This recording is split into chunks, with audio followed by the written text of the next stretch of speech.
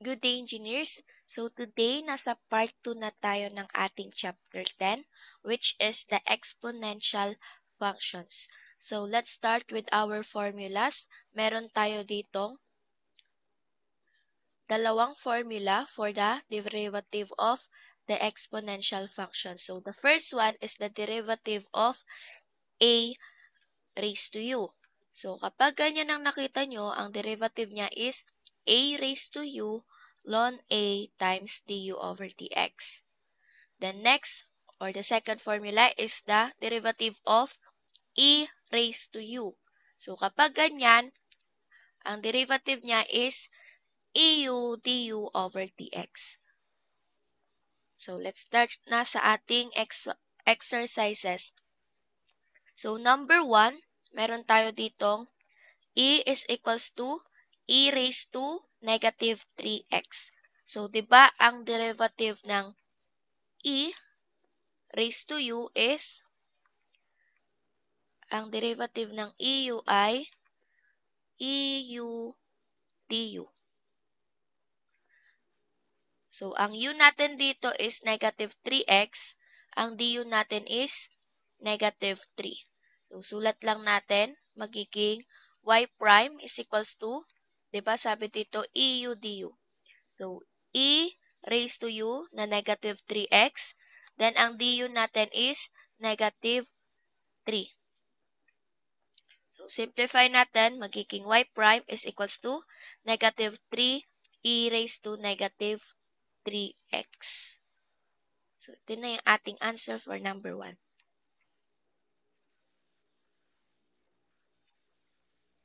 Next is number 2, y is equals to x e raised to negative 2x. So, kung mapapansin nyo, meron tayo ditong gagamitan natin siya na product rule. Kasi ito yung ating, wait, ikita. So, ito yung ating u, then ito naman yung ating v. So, ang u natin dito is x, du natin is 1, ang v natin is e raised to negative 2x, then ang derivative ng v natin is eu du, di ba? So, e raised to negative 2x, then ang du natin dito is negative 2. So, simplify natin, negative 2 e raised to negative 2x. So, sulat na natin, ano na ulit yung formula for the product rule. So, y prime is equals to, sulat ko, u dv plus v du.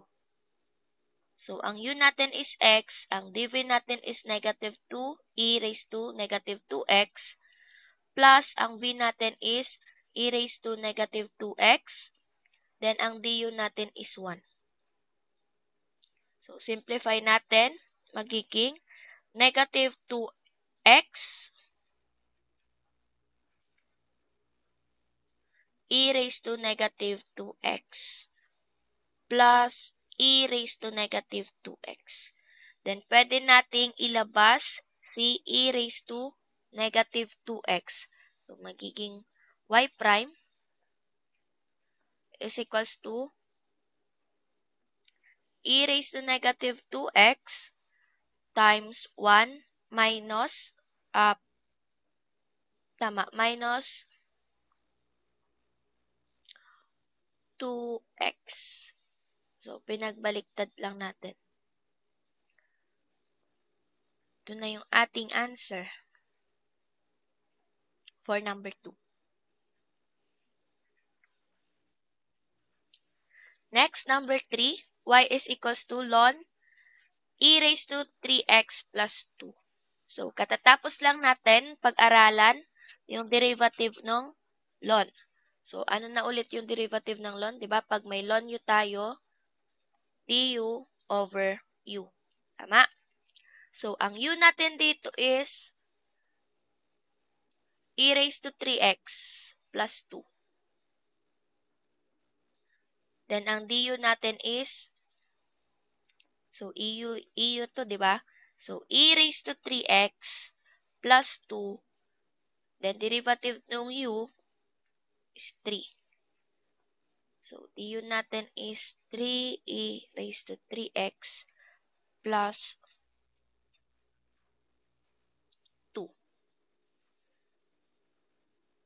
So, gawin na natin to. Magiging y prime is equals to du natin 3e raised to 3x plus 2 over e raised to 3x ay, but 1 plus 2, then 3x plus, so cancel, ang matitira is 3. So, yan yung answer natin for number 3.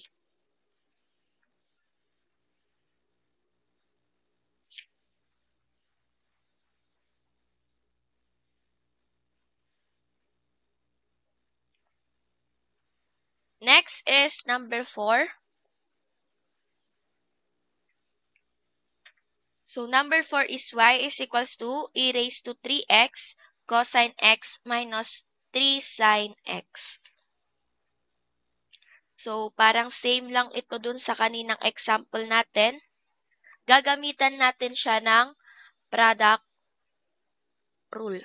So, ito yung ating u, then ito naman yung ating v. Tama? So, ang u natin dito is e raised to 3x.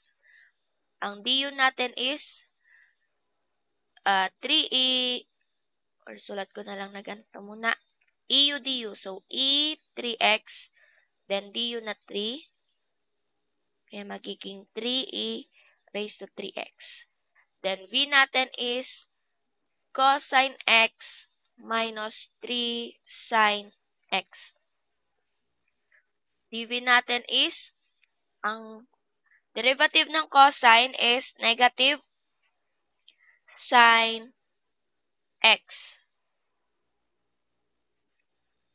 Then, yung du niya na 1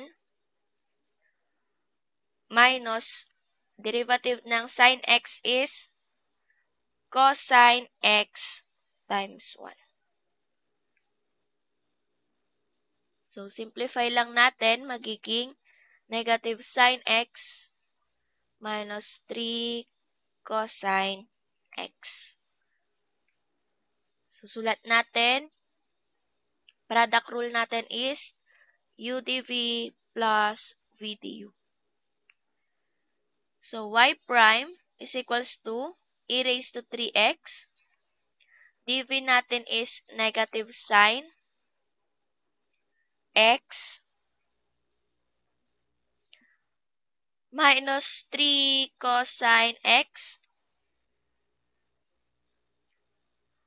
plus v natin na cosine x minus 3 sine x times the du na 3e raised to 3x.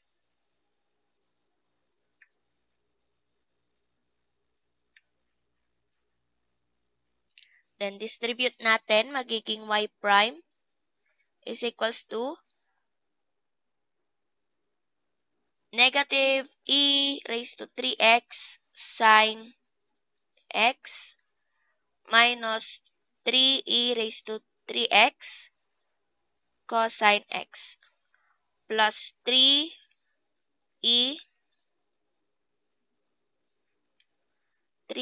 raised to 3x cosine x minus 9 e raised to 3x sine x. So, cancel ito.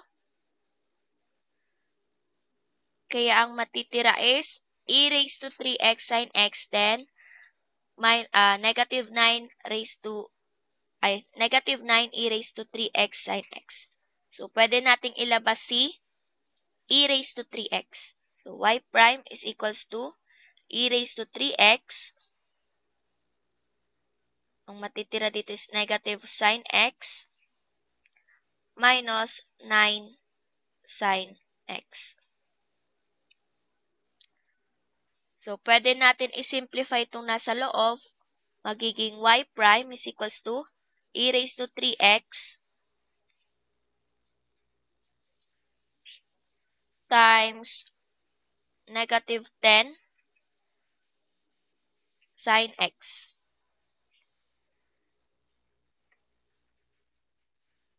Simplify natin, magiging y prime is equals to negative 10 e raised to 3x sine x. So, ito yung ating answer for number 4.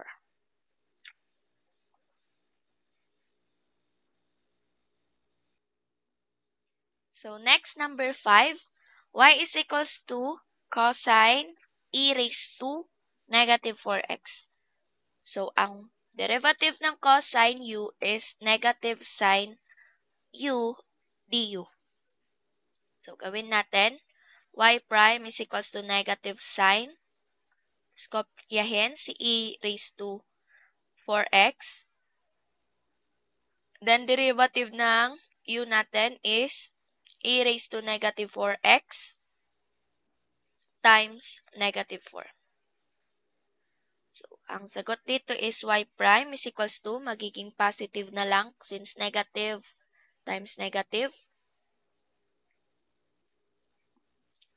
So, 4 e raised to negative 4x sine e raised to negative 4x. So, ito yung ating answer for number 5. Next is number 6. So, ito. Naka-inverse trigonometric siya. So, arc sine e raised to negative x. So, ano na yung derivative ng arc sine? Diba du? Diba du over dx all over square root ng 1 minus u squared. So, ang u natin dito is negative e raised to x. Ang du natin is e raised to negative x times negative 1. So, negative e raised to negative x. So, y prime natin is negative e raised to negative x all over 1 minus e raised to negative x squared. Pwede natin siyang isimplify as y prime is equals to negative e raised to negative x all over 1 minus e raised to negative 2x. So, ito yung ating answer for number 6. Next is number 7. Y is equals to secant squared 1 minus e raised to negative x. So, ang u natin dito is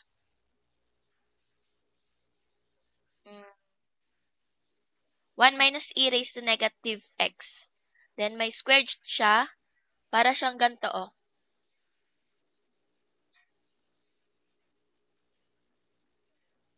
So, y is equals to secant 1 minus e raised to negative x. Then, squared. So, para siyang chain rule. Hindi siya parang chain rule talaga siya. So, y prime is equals to 2 times secant 1 minus e raised to negative x. So, may 1 na. Then, derivative ng loob, which is the secant 1 minus e raised to negative x is, di ba ang secant is sectan? So, sec 1, wait, check ko lang kung 1 minus e raised to negative x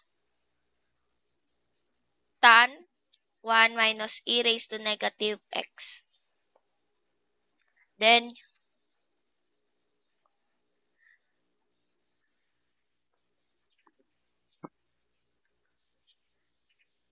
Then yung derivative ng loob, which is the negative e raised to negative x. Then yung negative 1. So, ito, derivative nito. Diba? Ang secant u ay sec u tan u du. So, ito yon. Ito yung sec u tan u, then ito yung du. So, pinagsama-sama na yung mga rule, So, simplify natin. Y prime is equals to 2. So, dalawa ito. So, pwede natin gawing squared. Then, sulat natin to magiging e raised to negative x. Then, the second na dalawa, secant squared, 1 minus e raised to negative x, tan 1 minus e raised to negative x. So, ito yung ating answer for number 7.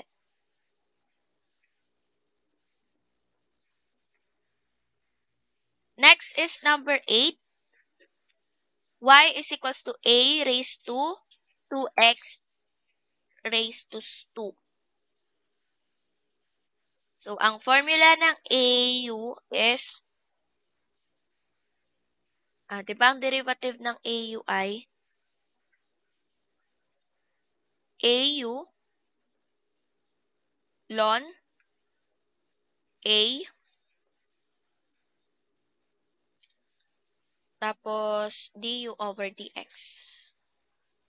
So, ang u natin dito is 2x squared.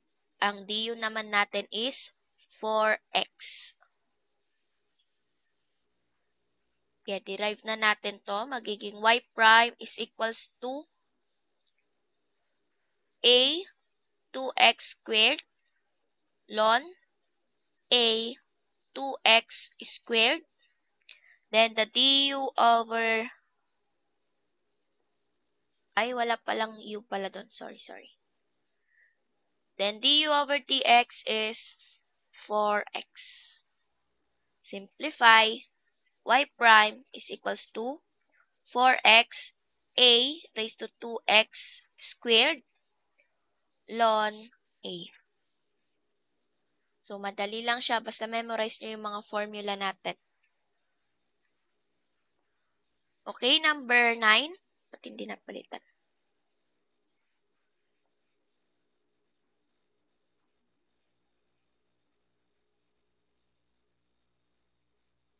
Wait lang guys, palitan ko lang. So, for number 9, y is equals to x squared plus x raised to 4, e raised to negative 2 ln x. So, paano natin isa-solve yan? So, ito, normal derivative, then ito is product rule. So, y prime is equals to 2x plus, ang u natin dito is the x raised to 4. So, x raised to 4, then ang dv natin is e raised to negative 2 ln x times negative 2, 1 over x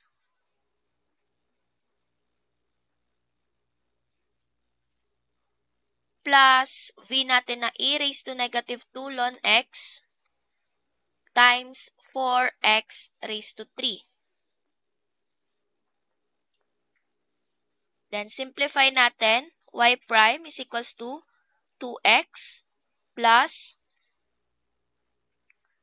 magiging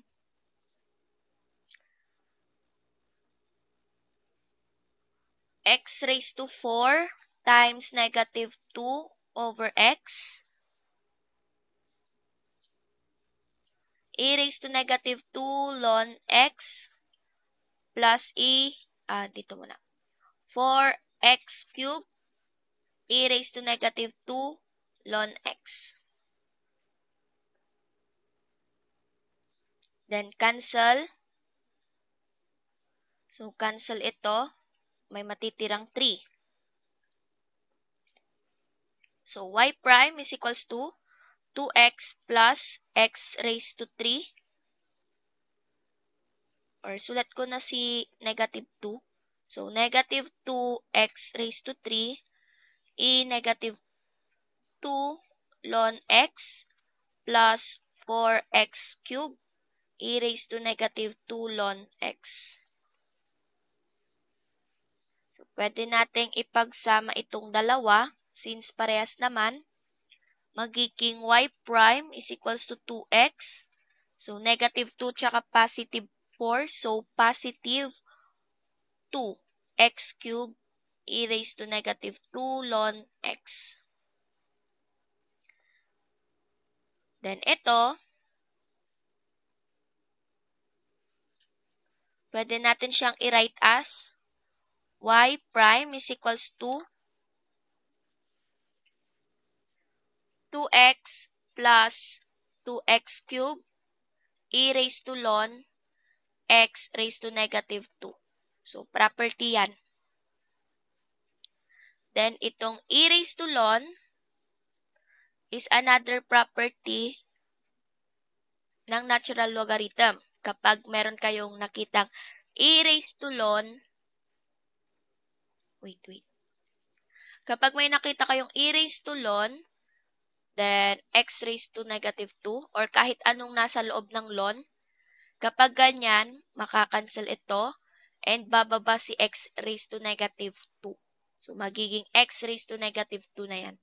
Kaya yan yung gagawin natin, magiging y prime is equals to 2x plus 2x cubed, then x raised to negative 2.